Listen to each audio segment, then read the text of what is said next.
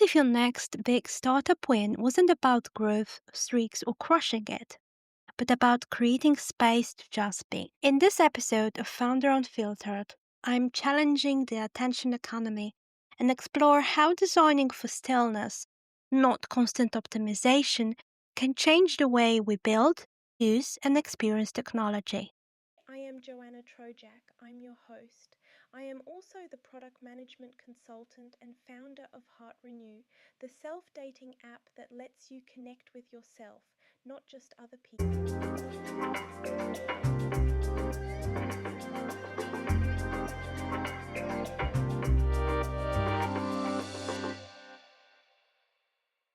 Today, we're diving into something that challenges one of the fundamental assumptions of modern app design, the idea that technology should constantly push, prod, and optimize us. We're going to explore what happens when we design digital experiences that don't demand you to crush it every single day, and how this philosophy is shaping the self-dating app I'm building.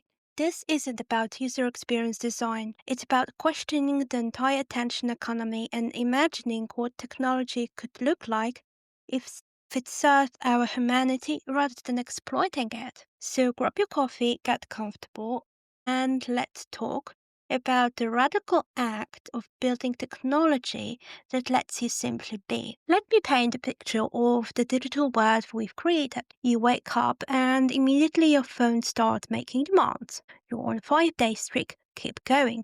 Time to set your weekly goals. You haven't logged in, don't fall behind. The first example that comes to mind is the Duolingo owl. I have mentioned it several times in those episodes, and some people may say that I have something against that owl. To be honest, I find the whole mechanics extremely annoying. I used to love Duolingo owl because it is a known mascot of a very known app I used to love. But right now, it's like having a pushy friend who gets angry with you when you haven't practiced your Spanish vocabulary. But Duolingo isn't alone. This design philosophy has infected almost every digital product we use. And despite the pushy attempts of Duolingo to make me practice my vocabulary, I don't do that. I know that I should, but yeah, I am kind of a person that loves to do things in spite of, and saying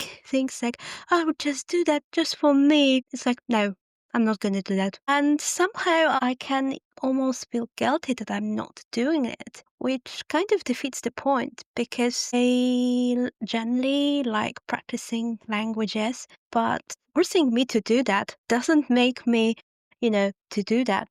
Because as I said, I love to do things in spite of, and that technique doesn't work on me, to be honest. According to a 2023 survey by the Digital Wellness Institute, over 78% of mental health and wellness apps incorporate gamification elements that can trigger performance anxiety rather than promote genuine well-being. Think about that for a moment. Even apps designed to help us feel better are using psychological pressure as their primary engagement strategy. We've been trained to believe that every interaction with technology should optimize, track, or improve us in some measurable way. Research from the Center of Human Technology shows that this always-on design philosophy contributes significantly to digital burnout and tech fatigue.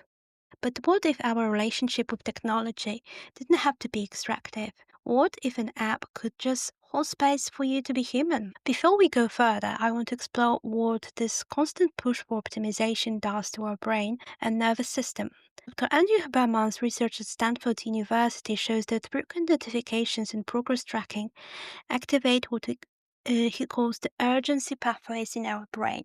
The same neural circuits involved in fight or flight responses. When we're constantly being reminded of streaks to maintain, goals to achieve, and metrics to improve, our nervous system remains in a state of chronic activation. This isn't just uncomfortable, it's counterproductive to the very outcomes these apps claim to support. Dr. Anna Alempker research on dopamine addictions at Stanford Medical School explains why when we constantly seek external validations through app achievements, we actually lower our baseline dopamine levels. This makes us increasingly dependent on digital worlds to feel normal, creating what she calls digital dopamine dysregulation. Meanwhile, Dr. Matthew Lieberman's work at UCLA demonstrates that social rejection, including the failure to maintain digital streaks or achieve app-based goals, activates the same regions as physical pain. So when you miss a day on your meditation app or break your fitness streak, your brain literally experiences it as injury.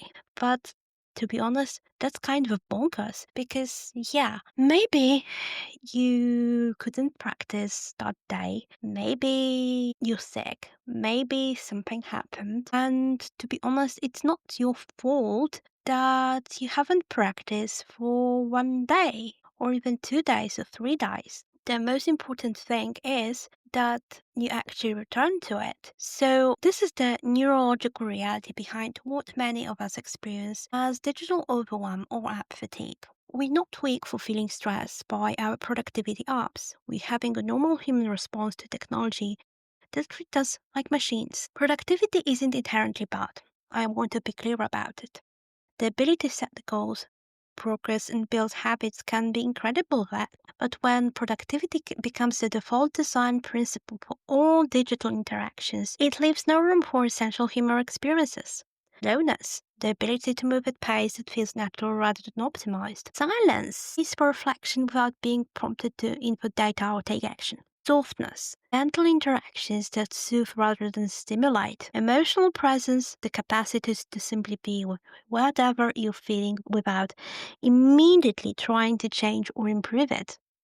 Dr. Jenna Odell, in her groundbreaking book How to Do Nothing, visiting the attention economy, calls this phenomenon context collapse, where everything in rest and reflection becomes a performance that can be measured and optimized. And if you're trying to reconnect with yourself, what is my self-dating app trying to handle is fundamentally about, that always be doing energy is the opposite of what you need. Self-connection requires space, not stimulation. It requires presence, not performance. Let me dive deeper into the Duolingo example because it perfectly illustrates how well-intentioned gamification can become emotional manipulation. What began as a friendly owl guide has become a cultural meme representing digital guilt. As I said in this episode and in many previous ones, I used to love Duolingo app. I think that it is a great mascot. It's so synonymous with the application that, yeah, I can't believe how the company would change it. Nevertheless, for a few years, I think the Duolingo app became the parody. The Duolingo owl has became the parody of itself. The app persistent notifications. Duo is crying because you missed your lessons or your streak is at risk, exemplify how gamification can cross into emotional manipulation. And as I've said, it doesn't work on me because obviously I know that it is emotional manipulation. I'm kind of an expert on that. On being manipulated, obviously, so right now I can recognize it. Besides, for the guild troops, I have my mother, and my mother is the only person that is allowed to do that because she's my mother. Obviously, she shouldn't do that, but I kind of give her a pass. That's okay, you're my mother. You can do that. And Duolingo is not my mother, obviously. Research from the University of Washington found that personified notification like this trigger stronger emotional responses, with 67% of surveyed users reporting feelings of guilt or obligation rather than motivation. This creates what psychologists call continuous partial attention, a state where we're perpetually aware of what we're not doing, what we're failing at, or demands we're not meeting.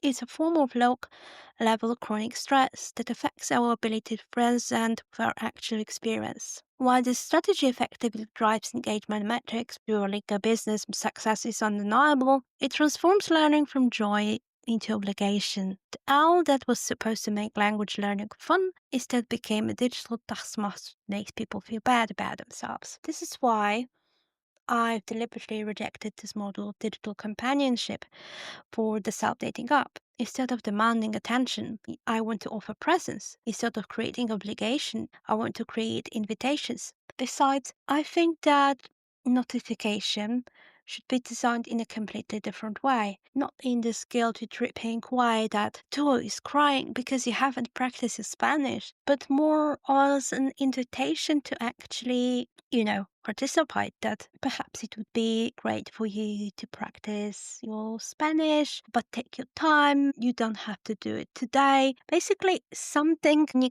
communicated in a way that doesn't necessarily makes you feel guilty and obligated to practice, but more of it like, yeah, I really would love to do that. I'm happy to do that. And because if you're like, you would love to do that, you're happy to do that, you're actually motivated to do that, not obligated to do that. My app, Stillness, isn't a break between features. It's part of the core design philosophy.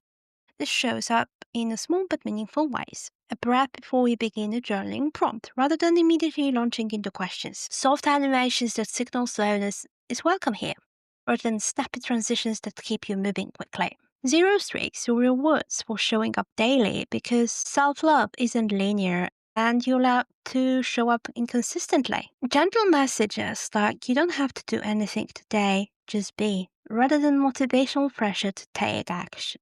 The core message I want to communicate is you're not falling behind, you're arriving to yourself.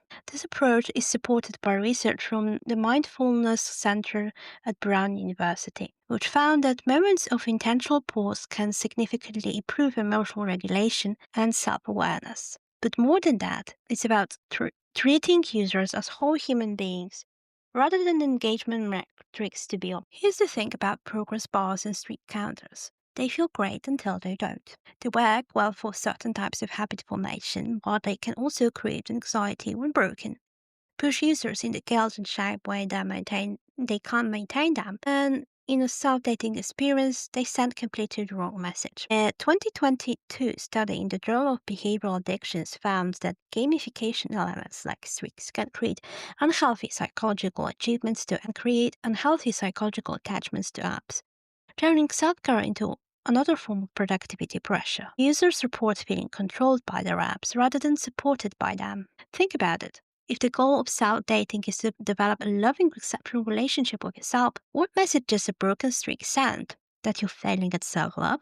That you are not loving yourself today? That you're inconsistent and unreliable in loving yourself? That you need external validation to prove you care about yourself? Self-love isn't linear. You're allowed to show up inconsistently. You're allowed to rest without guilt. You're allowed to have days when engaging with an app feels like too much. And that's not a failure. It's completely human. By removing traditional productivity UX elements, I'm making space for people to heal in their own time, not according to a gamified calendar that treats emotional growth like a business metrics. Most apps are optimized for one primary metrics, attention. After all, attention is a currency in today's world. Time spent in app, daily active users, session frequency, these are the numbers that matter to traditional product teams and investors. I'm trying to optimize for something else entirely. Emotional regulation, genuine self-connection. The design choices are guided by different questions. How does the app make you feel? Know how long you stay. Do you leave feeling softer and more connected to yourself, not just accomplished? Does the experience create a sense of inner spaciousness, not stimulation? This approach draws inspiration from psychologist Michele Ciccioniski's concept of flow style, where engagement comes not from external words, but from intrinsic satisfaction and presence. In other words, the app isn't sick in an addictive sense, it's soothing. Dr. B.J. Fox research on behavioral change at Stanford shows that sustainable change comes from internal motivation and positive emotional experiences, not external pressures and anxiety. When people feel good during an interaction, they're more likely to return naturally rather than compulsively. After all, we are humans and we love to feel good. We love to feel happy. We love to feel fulfilled. Obviously, we are designed in such a way that those feelings are fleeting because otherwise we probably wouldn't do anything. Just be in this perpetual state of joy. But we are intrinsically motivated to feel good about ourselves. This approach isn't just intuitive, it's supported by emerging research in digital wellness and ethical technology design. 2024 study in the Journal of Cyber Psychology found that apps designed around mindfulness practices rather than engagement metrics resulted in 34% lower reported anxiety levels among users. Participants in the mindfulness design apps also reported being more autonomous and self-directed in their self-care practices. Neuroscientist Dr. Andrew Huberman notes in his research that constant notifications and progress tracking activate stress pathways in the brain,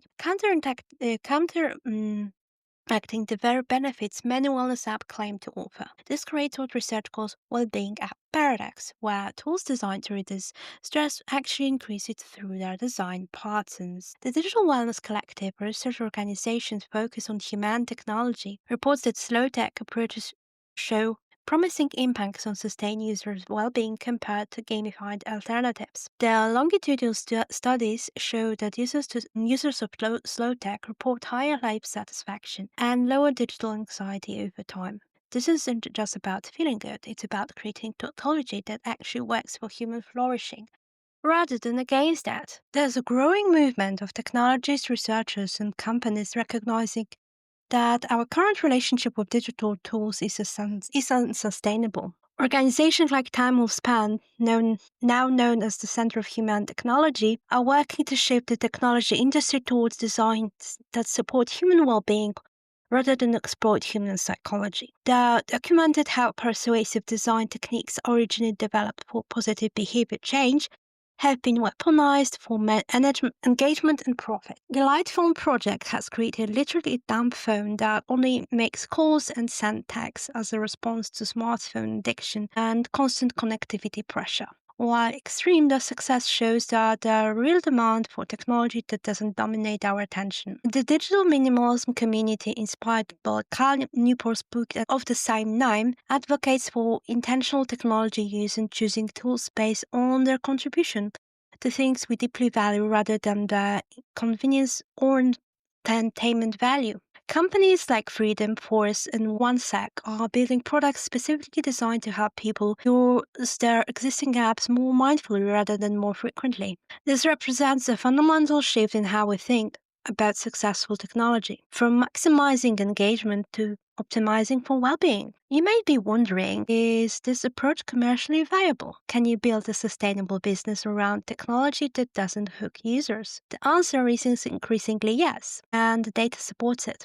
According to McKinsey's 2023 Digital Consumer Report, emotionally engaged users, those who feel genuinely supported rather than manipulated by digital products, shows 306% higher lifetime value and 71% lower churn rates compared to users who are simply behaviorally engaged. Apps like Headspace and Calm have proven that there's a massive market for digital wellness products that prioritize user well-being over engagement metrics. Both companies have achieved valuation over $1 billion by focusing on emotional outcomes rather than addictive design patterns. More importantly, we're seeing a generational shift in consumer expectations. Gen Z and younger millennials increasingly value authenticity, mental health, and ethical consumption. They're willing to pay for products that align with their value and support their well-being, even if those products don't provide constant stimulation or entertainment. Research from Deloitte shows that 73% of consumers are willing to pay more for products from companies that demonstrate genuine commitments to social and environmental responsibility. This extends to digital products. People want technology that respects their humanity and support their flourishing. Let me address some common objections to this approach. But doesn't productivity help people stay consistent? Sometimes, yes. But consistency doesn't always equal connection, and connection is what we're ultimately optimizing for. Behavioral scientist B.G. Fox research shows that tiny meaningful actions often create more lasting change than perfect streaks. We're more focused on creating moments of genuine self-connection rather than mindless routine maintenance. Isn't this bad for user engagement metrics? Traditional engagement metrics? Probably. But I'm betting on emotional engagement, and research shows that leads to deeper, longer-term user relationships. I'd rather have users who open the app less frequently but have general transformative experiences than users who check in daily out of obligation or anxiety. Just like with Duolingo, which actually I think makes people anxious. I know that it makes me anxious. How do people know they're doing it right without progress tracking? If you feel more grounded, connected, or calm, even a little, you're doing it right. There's no score here, just presence. This approach is supported by mindfulness researcher Don Kabat-Zinn's concept of non-striving as a core element of effective mindfulness practice. The goal isn't to achieve a particular state, is to be present with whatever state you're in it. So, in a way, very often, the goal is just to show up. Not to be successful, but just show up no matter what. And be okay with that. Does this approach work for everyone? Different people have different needs, and I recognize that. Some people truly benefit from structure and gamification, especially when building new habits. That's why I offer customization options that let you adjust the experience to your unique psychological needs, drawing on the principles of personalized psychology and individual difference research. There's a deeper philosophy underlining this approach that extends beyond app design into how we live at work.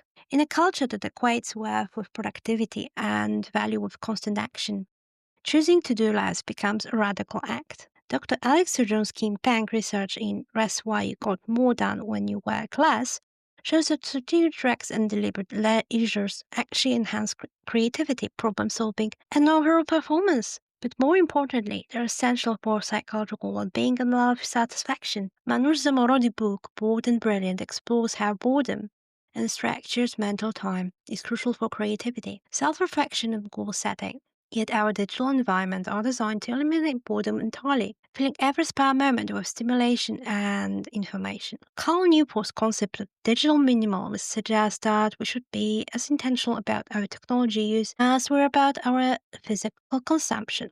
Just as we wouldn't eat junk food constantly just because it is available, we shouldn't consume digital junk just because it's engineered to be irresistible. The self-dating app is an experiment in applying these principles to product design. What if we created technology that supported contemplation rather than consumption? What if digital tools help us slow down rather than speed up? Building technology this way has required me to completely reimagine success metrics, both for the product and for myself as a founder. In my first startup, I was obsessed with traditional engagement metrics, daily active users, session length, retention rates. I thought those numbers reflect the value I was creating. Now I'm learning to value different data, qualitative feedback about how the app makes people feel, stories about moments of self-discovery or emotional healing, reports of improved self-compassion or reduced anxiety. These outcomes are harder to measure but infinitely more meaningful. It's also required me to practice what I preach. I can't build an app that encourages users to rest and be present if I'm constantly hustling and optimizing my own life. The process of creating stillness-centered technology has forced me to cultivate stillness in my own experience. This alignment between personal values and professional work feels revolutionary after years of building products that reflected what I thought would be successful rather than what I believed would be beneficial. I believe we are at a turning point in how we think about technology role in human life. The attention economy model, where success is measured by how much human attention you can capture and monetize, is beginning to show its true cost: increased anxiety, decreased attention spans, social isolation, and a general sense that our devices control us rather than serve us. The next wave of successful technology companies will be those that figure out how to create genuine value for users rather than just extracting attention and data. This means designing for human flourishing rather than compulsive use, optimizing for life satisfaction rather than screen time, and measuring success by how technology enhances rather than replaces human experiences. Companies like Patagonia have shown this is possible in physical products, creating high quality goods that last a long time and encouraging customers to buy less, not more. We need similar approaches in digital products. The self dating app is one of small experiments in this direction, but I see similar innovations emerging across the technology landscape. Meditation apps that encourage you to eventually meditate without them. Social platforms that optimize for meaningful connections rather than viral content. Productivity tools that help you be more present rather than more busy. If you're a founder or designer interested in building more human technology, here are some practical principles you might consider. Question your success metrics. Are you measuring what actually matters to your users' well being or just what's easy to quantify?